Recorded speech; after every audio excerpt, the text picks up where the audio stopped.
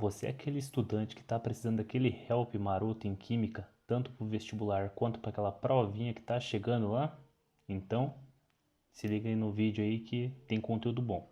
Ainda não tenho vinheta, portanto, imagina uma abertura legal aqui e uma música maneira. Vamos pro vídeo. E aí, moçada, beleza? E aí, tudo certinho? Galera, nossa segunda aula do nosso intensivo de química, beleza? E é o seguinte, hoje eu vou dar continuidade à aula anterior, né, que é sobre introdução à química, ou introdução à linguagem química, beleza? Então, se você gostar desse conteúdo, peço que você curta, comente, compartilhe, tá? Se inscreva no canal aí e fique atento aos próximos vídeos, beleza? Lembrando que essa série de vídeos aí eu quero abordar todo o assunto de química do ensino médio, assim, tá?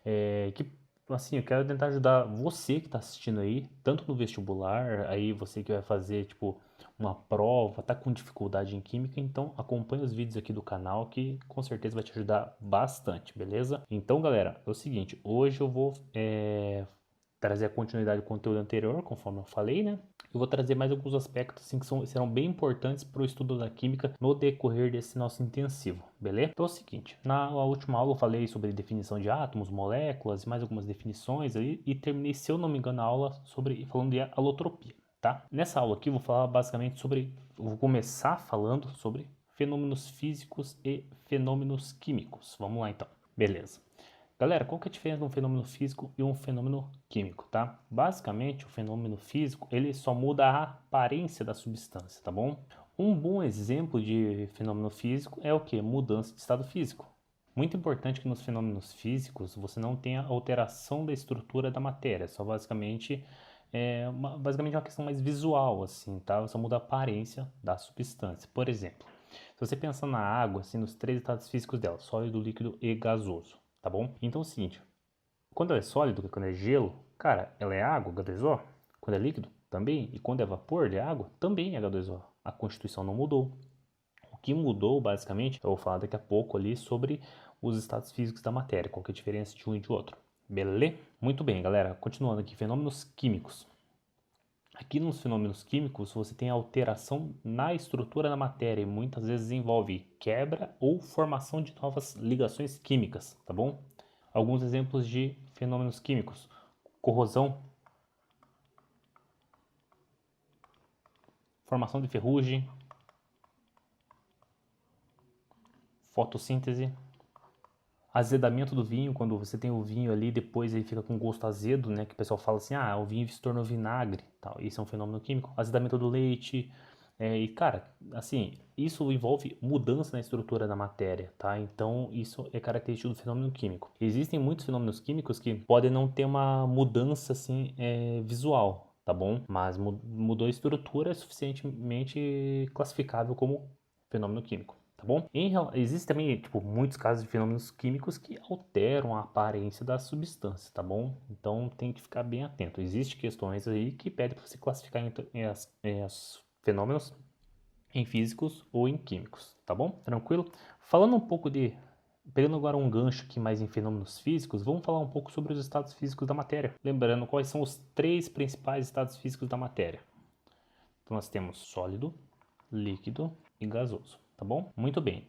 A forma mais fácil de você mudar de um estado para o outro é através da mudança de temperatura. Mas é o único modo? Não. Existe a pressão também. Através da pressão, você pode muito bem mudar o estado físico da matéria, tá bom? Só que isso eu quero abordar depois, mais daqui a um tempo com vocês. Daí quando a gente for falar sobre o diagrama de fases daí, tá bom? Muito bem, galera. Então assim, cada mudança de estado físico envolve um processo, tá? Vamos pegar aqui esses processos. Então, da mudança do estado sólido para o estado líquido. Tem um nome esse processo, tá? Do sólido para o líquido, o nome do processo é chamado de fusão. Fusão não é o mesmo conceito que tem lá no Dragon Ball, quando dois personagens fazem a dancinha lá e se juntam para formar um só. Tá? É bem diferente. Aquilo lá tem mais a ver com fusão nuclear, que eu vou deixar mais para frente para falar sobre isso. Beleza?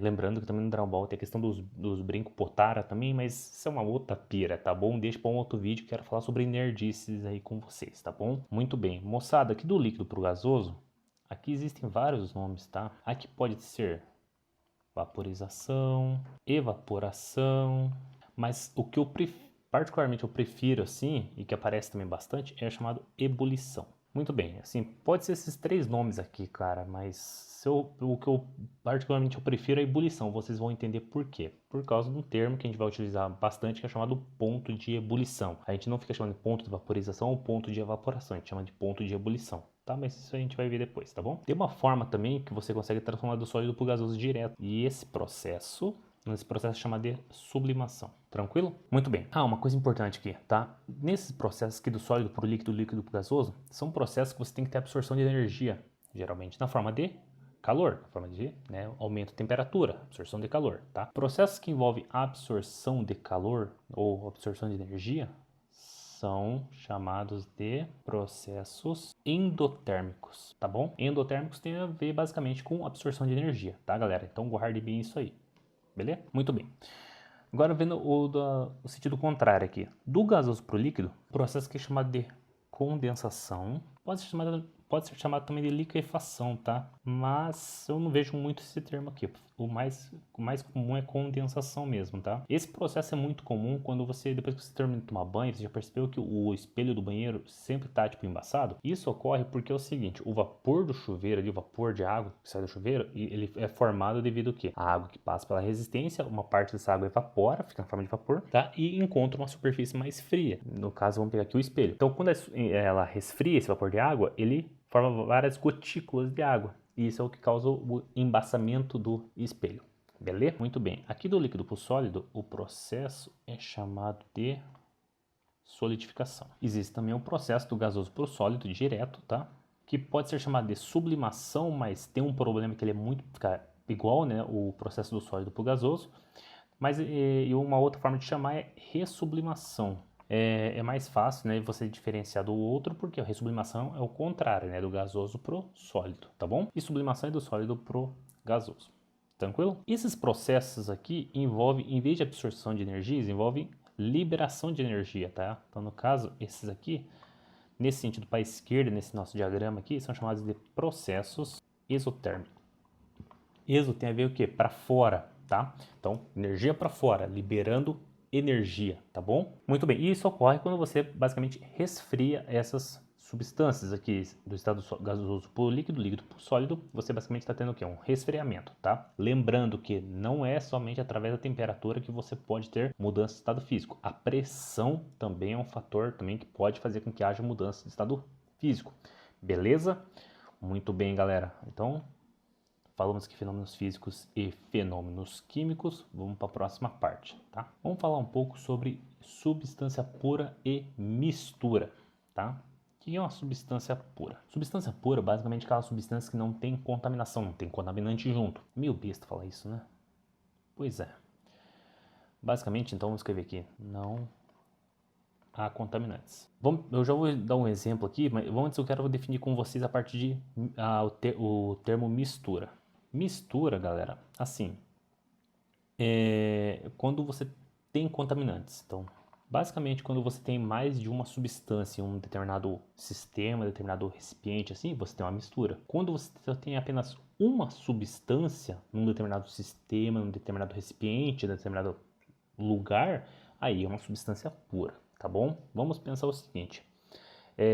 A água que nós temos na torneira, ela não é uma substância pura, porque você tem, além da água, H2O, você tem sais minerais, tem cloro, tem flúor, tem outras substâncias dissolvidas. Então, nesse sistema água da torneira, você tem várias substâncias que ali se enquadram como uma mistura, beleza? Só que é o seguinte, não confundam o termo pureza com potabilidade, tá bom? A água da torneira pode não ser considerada uma substância pura, mas ela pode ser considerada potável, tá? E são coisas diferentes, beleza?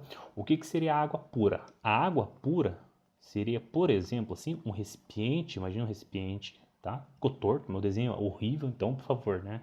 Vou ter que abstrair um pouco. Sim, seria somente H2O, só H2O, nada mais dissolvido ali na água, tá? Só H2O, você tem uma substância pura, tá bom? Um exemplo de mistura que eu gosto de trazer para vocês é isso aqui, ó, por exemplo, aliança de casamento, tá? Aliança de casamento, tem gente que pensa, nossa, é ouro puro. Cara, eu desconheço alianças de casamento que são de ouro puro, tá? Por que geralmente as alianças assim de casamento ou de noivados não é ouro puro? O ouro puro ele é muito maleável. Então, se eu apertasse aqui a minha aliança, o que ia acontecer com ela? Ela ia se deformar, ia ficar torta, ia ficar feia, sabe? Talvez eu teria dificuldade de arrumar ela para poder colocar no dedo novamente, tá bom? Então, assim, essas alianças aqui, geralmente, elas são uma mistura de ouro com algum outro metal para trazer o quê? Uma resistência mecânica maior, para que quando o cara que não tiver o que fazer, o cara ou a mulher não tiver o que fazer, ficar apertando assim, não deformar facilmente, tá bom? Tranquilo? Então, nesse caso aqui, eu tenho uma mistura, tá? Na maioria das situações, nós vamos ver misturas, beleza? Muito bem, galera. Eu vou falar com vocês agora rapidamente sobre dois tipos de misturas, tá?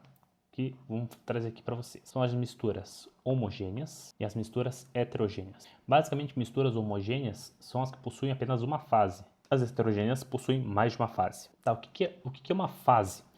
Basicamente, a fase é a quantidade de coisas que você enxerga. Então, tá, mas o que é uma fase?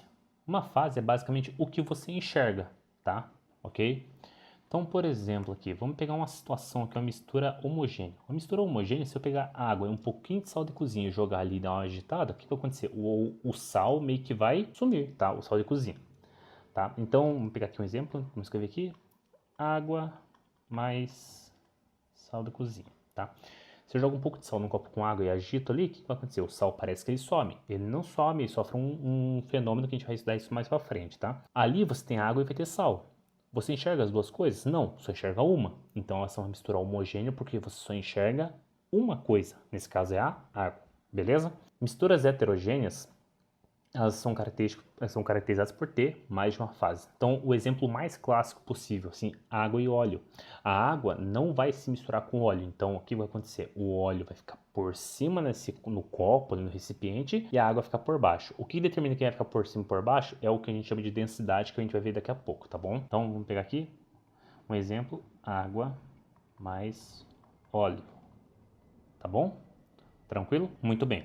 Tem que cuidar muito com a questão de componentes e questão de fases, tá? Componentes é o que possui uma determinada composição, tá, galera? Vamos pegar um exemplo aqui. Se eu pegar a seguinte mistura: água mais gelo mais óleo, por exemplo, tá? Isso é claramente uma mistura, ok? Esse sistema todo aqui. Muito bem, moçada. Então, quantos componentes e quantas fases eu tenho aqui, tá? Só para vocês terem uma noção. O que eu vou enxergar? A água, o gelo e o óleo. Então eu tenho três fases. Quantos componentes eu tenho? O gelo, ele é água, tá? Só que no estado sólido. A água e gelo têm a mesma composição, então os dois se enquadram como apenas um componente. O óleo tem uma composição diferente, então eu tenho dois componentes, tá? Se eu tivesse vapor de água aqui, entraria como mais uma fase e um outro componente. Se tivesse vapor de água aqui, entraria como mais uma fase, mas não mudaria a quantidade de componentes. Tranquilo? Vamos continuar aqui. Galera, eu quero mostrar para vocês agora os gráficos de mudança de estado físico de alguns tipos de substâncias, tá?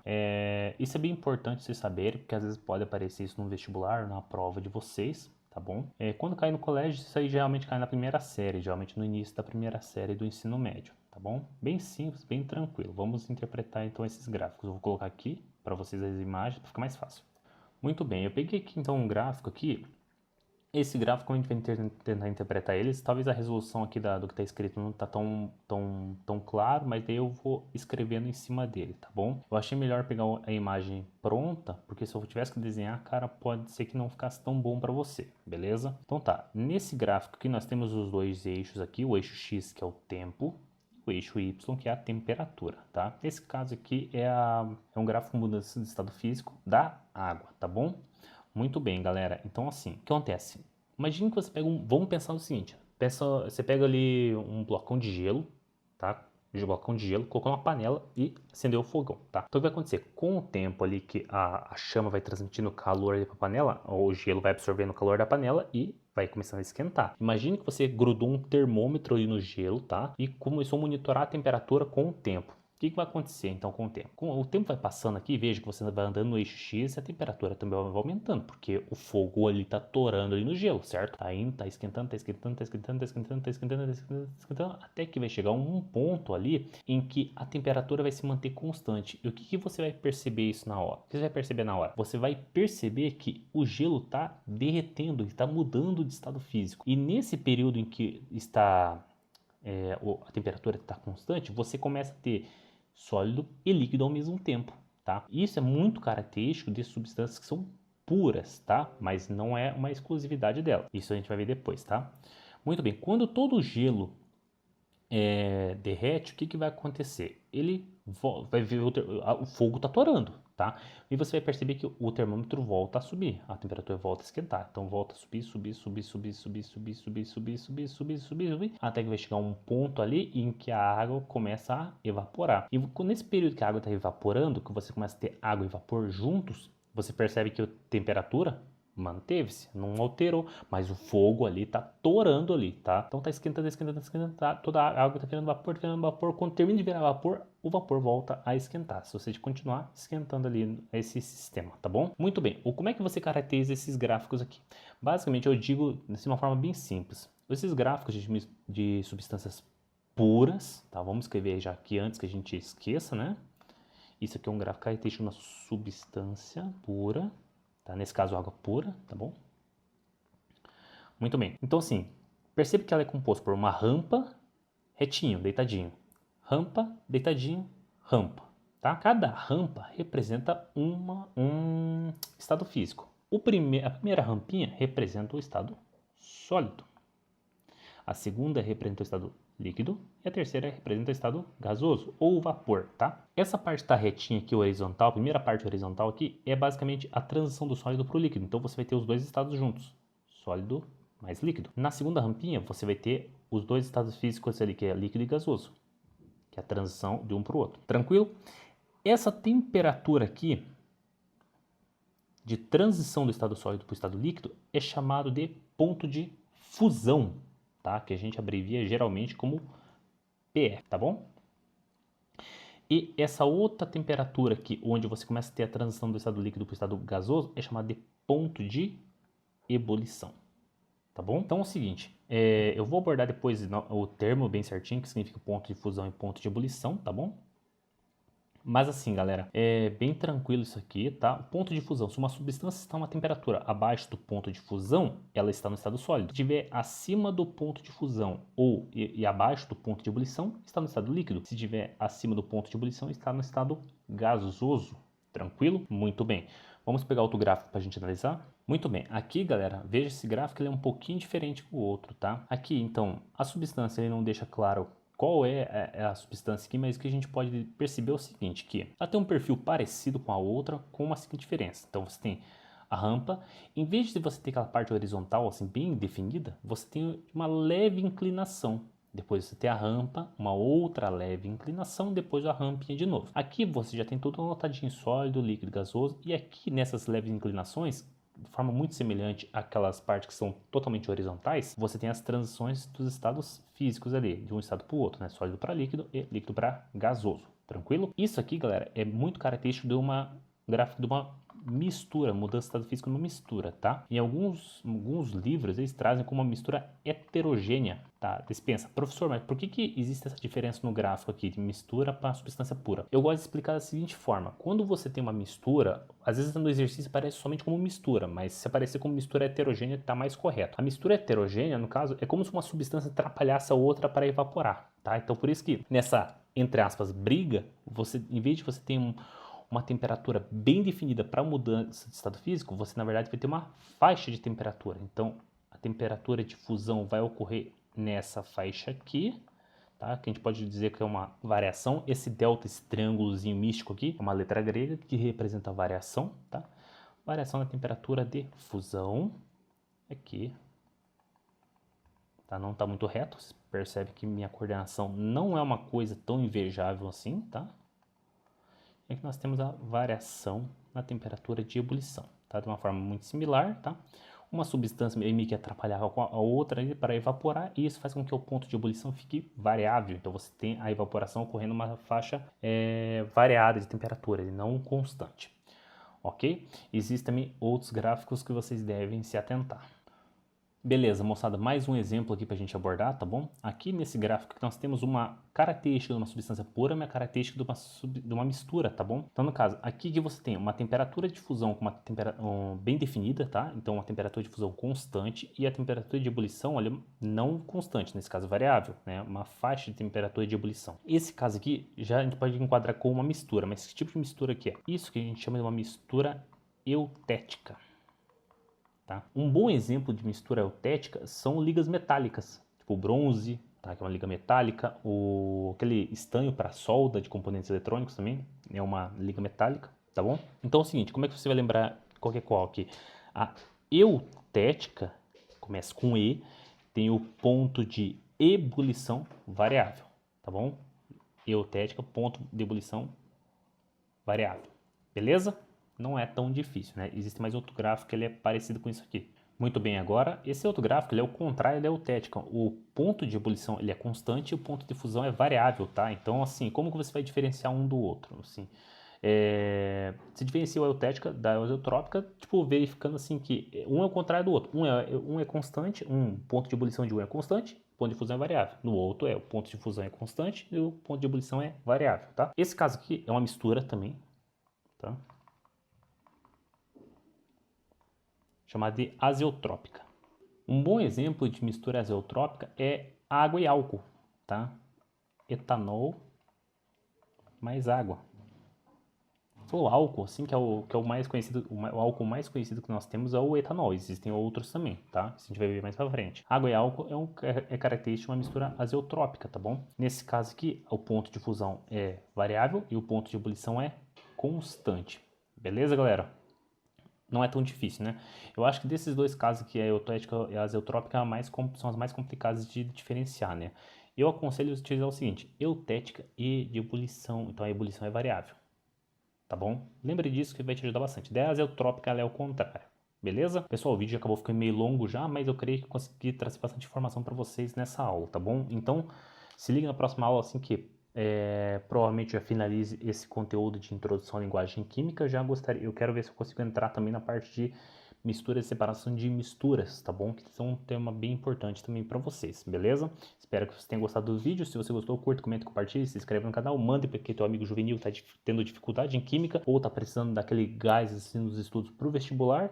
E é isso aí, te vejo no próximo vídeo. Fique atentos, vídeos aí estão sendo lançados terça e sexta-feira, tá bom? Um grande abraço, se cuide e até mais. Tchau, tchau. Ainda não tem vinheta final.